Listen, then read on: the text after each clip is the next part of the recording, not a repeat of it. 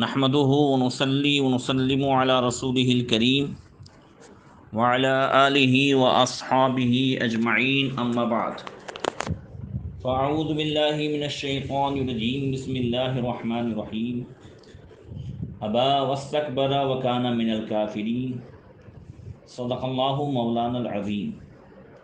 درود شریف پڑھیں اللہم صلی علی سیدنا مولانا محمد معدن الجود والکرم وآلہ وصحبہ وبارک وسلم. محترم سامعین، درس تفسیر میں حضرت آدم علیہ السلام کے حالات بیان ہو رہے ہیں. اس ٹاپک کے ضمن میں شیطان کا حضرت آدم علیہ السلام کو سجدہ نہ کرنا اور اس تعلق سے اس کی طرح طرح کی واہیات باتیں یہ بیان ہوئی تھی، جس میں قرآن کی روشنی میں ایک چیز یہ بھی بیان ہوئی تھی جو اللہ نے فرمایا ابا واستکبر وکان من الکافرین، کہ جب ہم نے فرشتوں سے کہا کہ آدم کو سجدہ کرو تو سب نے سجدہ کیا سوائے ابلیس کے. ابا، اس نے انکار کیا، واستکبر، تکبر کیا. اس تکبر کے تعلق سے کچھ باتیں قرآن و احادیث کی روشنی میں بیان ہوئی تھی اور کچھ تکبر کی نشانیاں بیان کی گئی تھی. میں نے جان بوجھ کر کے اس ٹاپک کو تھوڑا طول اس لیے دیا کہ یہ ایک ایسی باطنی بیماری ہے جو کسی نہ کسی راستے سے کبھی نہ کبھی ہمارے اندر پائی جاتی ہے. اس لیے اس کو پہچان کر اس کا علاج ضروری ہے. کچھ نشانیاں بیان ہوئی تھی اس سے پہلے کہ تکبر اگر ہوگا، چاہے علم کی وجہ سے، عمل کی وجہ سے، حسن و جمال کی وجہ سے، حسب نسب کی وجہ سے اور کسی اونچے رتبے کی وجہ سے،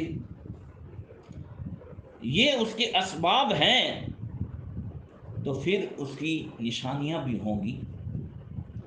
اب اس نشانیوں کی روشنی میں ہم اپنا محاسبہ کریں کہ کیا ہم کو اپنے رشتہ داروں، دوستوں یا محلے والوں میں سے کسی کے پاس خود چل کر جانے میں شرم اور جھجک محسوس ہوتی ہے اور دل پر بوجھ محسوس تو نہیں ہو رہا؟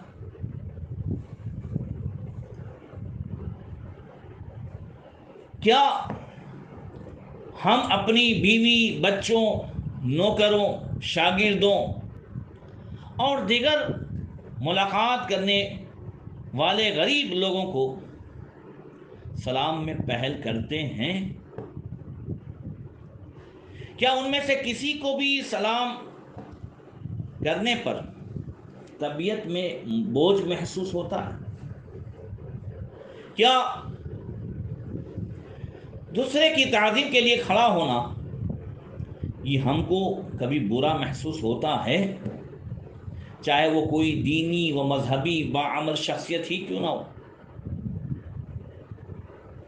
کیا ہم جن لوگوں کے آنے پر کھڑا ہونا پسند کرتے ہیں وہ صرف وہی لوگ ہیں جن سے دنیاوی فائدہ کا حصول مقصود ہو، یا کھڑے نہ ہونے کی صورت میں ہمارا کوئی دنیاوی نقصان ہو جاتا ہو تب ہم کھڑے ہوتے ہیں؟ کیا کسی سے سلام کرنے، بات چیت کرنے میں صرف جو ہے اپنا مطلب یا نقصان ہی سامنے رہتا؟ کیا ہم ملاقات کے وقت بعض افراد ہی سے صرف اس لیے ہاتھ نہیں ملاتے کہ وہ ہمارے نفس کو بے حد حقیر و کمتر محسوس ہوتے ہیں؟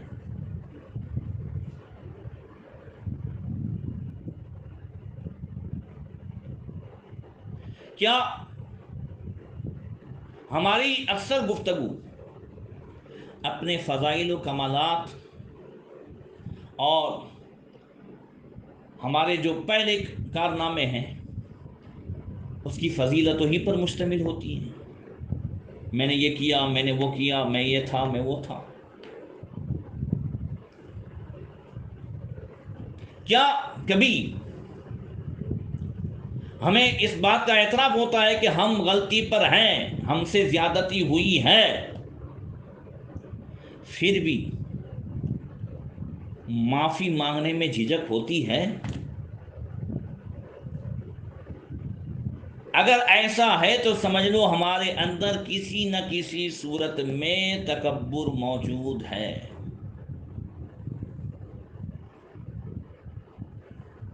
کیا کسی کی صحیح نصیحت قبول کرنا یا کسی سے مشورہ لینا یہ ہمارے نفس پر گنا گزرتا ہے؟ اگر ایسا ہے تو سمجھ لو تکبر موجود ہے. کیا کسی کی نصیحت قبول کرنے کے وقت ہم ذلت اور عار محسوس کرتے ہیں، چاہے وہ کسی بھی اعتبار سے ہو، ہماری غلطیوں کی وجہ سے یا دینی اعتبار سے؟ اگر کوئی نصیحت کرتا ہے تو زبان پر یہ بکواس آ جاتی ہے تو تیرا کر، تو سمجھ لو کہ ابھی کہیں نہ کہیں یہ تکبر موجود ہے.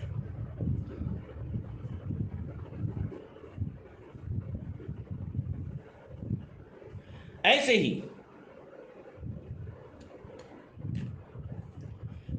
کیا ہم ہر ایک سے بحث کر کے غالب آنے کی کوشش کرتے ہیں اور دوسروں کی صحیح بات کو غلط اور اپنی غلط بات کو سب سے بہتر ثابت کرنے کی کوشش کرتے ہیں؟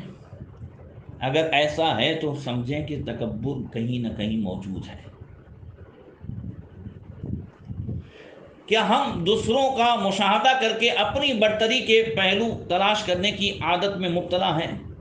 دوسرے کا کوئی بھی معاملہ دیکھا، کہا یہ تو کچھ بھی نہیں، میرا تو یہ ہے، ارے یہ تو کچھ بھی نہیں ہے، میرا تو یہ ہے، تو سمجھ لو کہیں نہ کہیں تکبر موجود ہے. کیا ہمارا نفس خود کو دوسروں سے برتر محسوس کر کے مطمئن ہوتا ہے اور اس کی اپوزٹ صورت میں، یعنی جب کسی سے اگر برتری ہم نہ کر سکیں تو شدید بے چینی محسوس ہوتی ہے؟ تو سمجھ لو کہ کہیں نہ کہیں جو ہے تکبر موجود ہے. یہ ہے ایک محاسبے کی صورت کہ ہم اپنی گفتگو، اپنی چال ڈھال، اپنا انداز، ان سب میں ہم جو ہے وہ محسوس کریں، حساب کریں، محاسبہ کریں کہ کہیں اس سے تکبر تو نہیں ٹپکتا. یہ صرف میں اپنی طرف سے بھی نہیں کہتا. آپ قرآن پاک کا 21واں پارہ اٹھائیے اور جس میں حضرت سیدنا لقمان حکیم نے اپنے صاحبزادے کو جو نصیحت فرمائی اس نصیحت کو بھی دیکھیں. فرمایا لا تصعر خدك للناس ولا تمشي في الارض مرحا ان الله لا يحب كل مختال فخور. فرمایا اور کسی سے بات کرنے میں اپنا رخسار ٹیڑھا نہ کر اور زمین میں اتراتا نہ چل، بے شک اللہ کو نہیں پسند آتے اترانے والے و فخر کرنے والے. وَاقْصِدْ فِي مَشْيِكَ وَاغْضُضْ مِنْ صَوْتِكَ، اور درمیانہ چال چل اور اپنی آواز کو کچھ نیچی کر. ان انکر الاصوات لصوت الحمیر، بے شک سب آوازوں میں بری آواز گدھے کی آواز ہے. یہ حضرت لقمان حکیم کی وہ پیاری نصیحتیں ہیں جو آپ نے اپنے صاحبزادے کو کی، اور اللہ تعالیٰ نے قرآن پاک کے سورہ لقمان کے 21ویں پارے میں جو ہے آپ نے اسے اللہ تعالیٰ نے جو ہے اسے بیان فرمائی. اب اس سے پتہ چلا کہ آپ نے فرمایا لا تصعر خدك للناس، اور کسی سے بات کرنے میں یعنی از راہ تکبر اپنے رخسار کو ٹیڑھا نہ کر. یعنی جب آدمی بات کرے تو انہیں حقیر جان کر ان کی طرف سے رخ پھیرنا، جیسا کہ تکبر کرنے والوں کا طریقہ ہے۔ فرمایا یہ نہ کر۔ اس سے معلوم ہوا کہ ہم بھی اپنے آپ کو بھی اور اپنی اولاد کو بھی ہمیشہ اس طرح کی نصیحتیں کرتے رہیں اور محاسبہ کریں، اپنے آپ کا محاسبہ کریں اور اپنی اولاد کے بھی چال چلن، بولنے انداز، ان سب کو بھی محسوس کرتے رہیں کہ کہیں بے خبری میں ہماری اولاد بھی تکبر کا شکار تو نہیں ہوتی۔ بسا اوقات جو اولاد اپنے باپ کی جو ہے میراث پا جاتی ہے، جاگیر پا جاتی ہے، محنت سے جسے نہیں ملتا بلکہ بغیر محنت کے جسے مل جاتا ہے، اس کے اندر اکثر تکبر، غرور اور اترانے کی وہ باتیں آ جاتی ہیں۔ تو پھر اگر خدا نخواستہ ہم اپنے محاسبے یا اپنی اولاد ان سب کے اس میں محسوس کریں کہ ہم تکبر جیسے گناہ عظیم میں مشغول ہیں اور اس کی ظاہری نشانیاں ہمارے اندر پائی جاتی ہیں، تو ہم اس کے علاج کی طرف توجہ کریں۔ اور علاج کے سلسلے میں یاد رکھیں،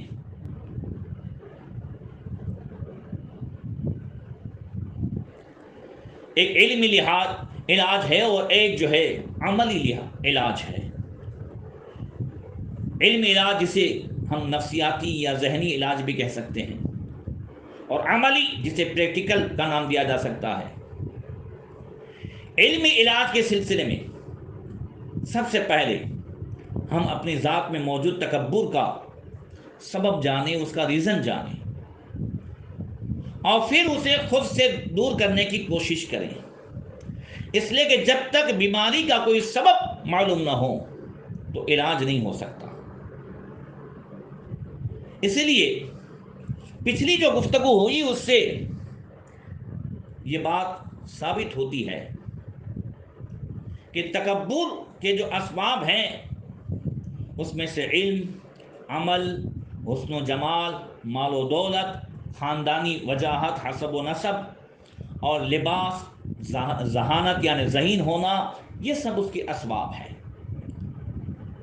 علم چاہے دینی ہو یا دنیاوی ہو، عمل جیسے ظاہر کو سنت کے مطابق کر لینا، عبادت کرنا، گناہوں سے دور رہنا، استقامت، تہجد، چاش، اشراق، نوافل کی کثرت، یہ عبادت اور عمل بھی انسان کو کبھی کبھی جو ہے غرور اور تکبر میں مبتلا کر دیتا ہے کہ آدمی عبادت کرتے کرتے بس محسوس کرتا ہے ارے یہ تو یہ بھی نہیں کرتا، ارے یہ تو یہ بھی نہیں کرتا۔ حضرت شیخ سعدی رحمۃ اللہ تعالی علیہ کی بڑی پیاری بات یاد آئی مجھے۔ ایک سرائے میں اپنے والد صاحب کے ساتھ شیخ سعدی فرماتے ہیں کہ ہم لوگ رات رکے، میں نے درویشوں کو دیکھا، سب رات میں بات چیت کرتے ہیں، وہ یہ ہے سب کر رہے ہیں، اور جب میں تہجد کے لیے اٹھا تو سب سو رہے تھے۔ انہیں دیکھ کر کے دل میں ہوا یہ کیسے درویش ہیں، کیسے صوفی ہیں، تہجد نہیں پڑھتے۔ میں نے اس کا اظہار اپنے والد صاحب سے کیا تو حضرت شیخ سعدی فرماتے ہیں میرے والد صاحب نے کہا کہ تہجد پڑھ کے تیرے دل کے اندر جو بات پیدا ہوئی نا، اس سے ان کا سویا رہنا بہتر ہے۔ اور سے دیکھیں، تہجد پڑھ کر کے تیرے اندر جو بات پیدا ہو گئی، ارے میں نے تہجد پڑھی، یہ تو جو ہے کچھ بھی نہیں کرتے، تو فرماتے ہیں اس سے بہتر ہے کہ یہ لوگ سوئے ہیں، ان کے اندر یہ تکبر تو نہیں پیدا ہوا۔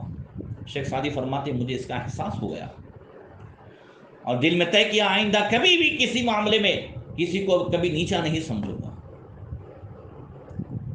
عمل ہی کے تعلق سے بات کروں، بنی اسرائیل میں ایک عبادت گزار بارگاہ الہی میں اتنا قرب حاصل کر چکا تھا کہ جب وہ دھوپ میں عبادت کرتا تو اللہ تعالیٰ کی جانب سے ایک بادل اس کے سر پر سایہ فکن ہو جاتا۔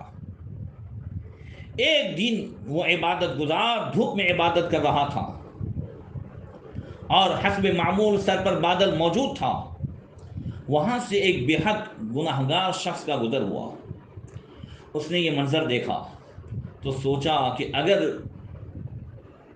میں اس عبادت گزار کے پاس بیٹھ جاؤں تو ہو سکتا ہے کہ اس کے قرب کی برکت سے اللہ تعالیٰ مجھے بھی بخش دے۔ اپنے آپ کو گنہگار سمجھ کر، وہ گنہگار تھا، اس کے دل میں احساس ہوا کہ ہاں میں تو گنہگار ہوں، یہ نیکوکار ہے، یہ عبادت گزار ہے، یہ متقی و پرہیزگار ہے، کیوں نہ اس کی صحبت میں بیٹھوں،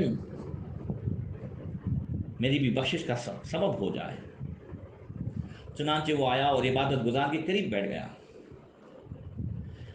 اب اس گنہگار کا عبادت گزار کے قریب بیٹھنا تھا کہ اس عبادت گزار کو بے حد ناگوار گزرا، اور اس نے غصے میں کہا، چل ہٹ، دور ہو، تیرے جیسے بدکار میرے ساتھ بیٹھنے والے ہو گئے۔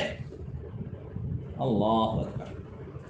اللہ تبارک و تعالیٰ نے اس زمانے کے نبی پر وحی نازل فرمائی کہ ان دونوں سے جا کر کہہ دو کہ اپنے اعمال کا سلسلہ دوبارہ شروع کریں، کیونکہ ہم نے عابد کے تکبر کی بنا پر اس کی تمام عبادات برباد کر دی، جبکہ گنہگار کی عاجزی کی بنا پر اس کی بخشش کر دی ہے۔ اللہ اکبر۔ اس سے یہ معلوم ہوا کہ عمل کی وجہ سے جب دل میں تکبر پیدا ہو تو سوچ لیں یہ عمل ہم کس کے لیے کرتے ہیں۔ ہم عمل اللہ کی رضا کے لیے کرتے ہیں، اس کے رسول کی رضا کے لیے کرتے ہیں، تو پھر کہیں ایسا نہ ہو کہ ہمیں تو معلوم ہی نہیں ہمارا عمل قبول ہے یا نہیں، اور جو قبول ہے یا نہیں معلوم ہی نہیں، اس کے تعلق سے تکبر۔ پہلے یہ تو پتا چلے کہ یہ قبول ہے یا نہیں، اور ابھی یہ تو معلوم ہی نہیں ہے اور ہم اسی کی وجہ سے تکبر کرتے رہتے ہیں۔ اللہ اکبر۔ سیدنا عمر فاروق اعظم رضی اللہ تعالیٰ عنہ عید کے دن رو رہے تھے، تو لوگوں نے آ کر کے کہا، امیر المومنین عید کا دن ہے، خوشی کا دن ہے، آج رو رہے ہیں۔ آپ نے فرمایا یہ خوشی کا دن اس کے لیے ہے کہ جس کے روزے مقبول ہوئے ہوں، جس کی عبادتیں، قرآن کی تلاوت، یہ سب مقبول ہو گئی ہو، تو اس کے لیے خوشی کا دن ہے۔ انا لا ادری امن المقبولین امن المطرودین۔ حضرت عمر جن کو جو ہے جنت کی بشارت ملی ہے، اللہ اکبر، کئی مرتبہ جنت کی مالک جنت صلی اللہ علیہ وسلم کے صدقے میں اور ان کی زبان فیض ترجمان سے جنت کی جو ہے گارنٹی ملی ہے، مگر خوف خدا کا عالم یہ ہے، فرماتے ہیں میں نہیں جانتا کہ میرے اعمال مقبول ہوئے ہیں یا رد کر دیے گئے ہیں۔ ارے جن کو یہ گارنٹی مل چکی ہے ان کے خوف خدا کا یہ عالم ہے، اور ہمیں تو پتہ ہی نہیں ہے۔ تو اب اس کا علاج یہ ہے کہ کم سے کم ہم یہ سوچ لیں کہ جس کے لیے ہم عمل کرتے ہیں وہ اس پروردگار کی طرف سے ہمیں کوئی سند تو نہیں ملی، تو ہمیں معلوم ہی نہیں کہ وہ ہمارے عمل سے راضی ہے یا ناراض، تو ہم پھر کسی بے عمل یا بد عمل کو دیکھ کر کے اپنے آپ کو کیوں بڑا جانے۔ اور یاد رکھیں، علم، عمل، اس کے مقبول ہونے کی ایک نشانی یہ ہے کہ دل میں نرمی پیدا ہو۔ علم فائدہ کرتا ہے کہ نہیں، اگر پہچاننا ہے تو دیکھیں کہ اس علم کی وجہ سے دل میں نرمی آئی ہے، اس لیے کہ جب زمین نرم ہوتی ہے تبھی اس میں بیج بویا جاتا ہے، اور جب دل نرم ہو علم کی وجہ سے یا عمل کی وجہ سے تبھی اس میں معرفت کا بیج آتا ہے۔ اللہ اکبر۔ اور علم کے تکبر، ہو سکتا ہے یہ موضوع کل بھی چلے، علمی تکبر سے بچنے کا علاج یہ ہے کہ سب سے پہلے تو اس تکبر کی وجہ سے جو مردود بارگاہ ہوا اس شیطان کے انجام کو دیکھ لیں، کیونکہ جب اللہ تعالیٰ نے فرشتوں اور شیطان کو حکم دیا کہ آدم کو سجدہ کرے تو اس نے انکار کرتے ہوئے یہ دلیل پیش کی تھی کہ تو نے مجھے آگ سے، جبکہ آدم کو مٹی سے پیدا فرمایا، خلقتنی من نار وخلقتہ من طین، اور چونکہ آگ مٹی سے افضل ہوتی ہے لہذا میں آدم سے افضل ہوں، اور افضل اپنے سے کمتر کو سجدہ نہیں کرتا۔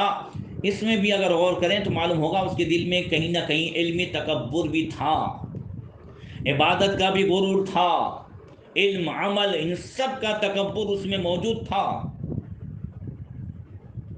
اگر علمی تکبر نہ ہوتا تو اس قسم کی دلیل پیش کرنے کی حماقت نہ کرتا۔ اللہ اکبر۔ دیکھیں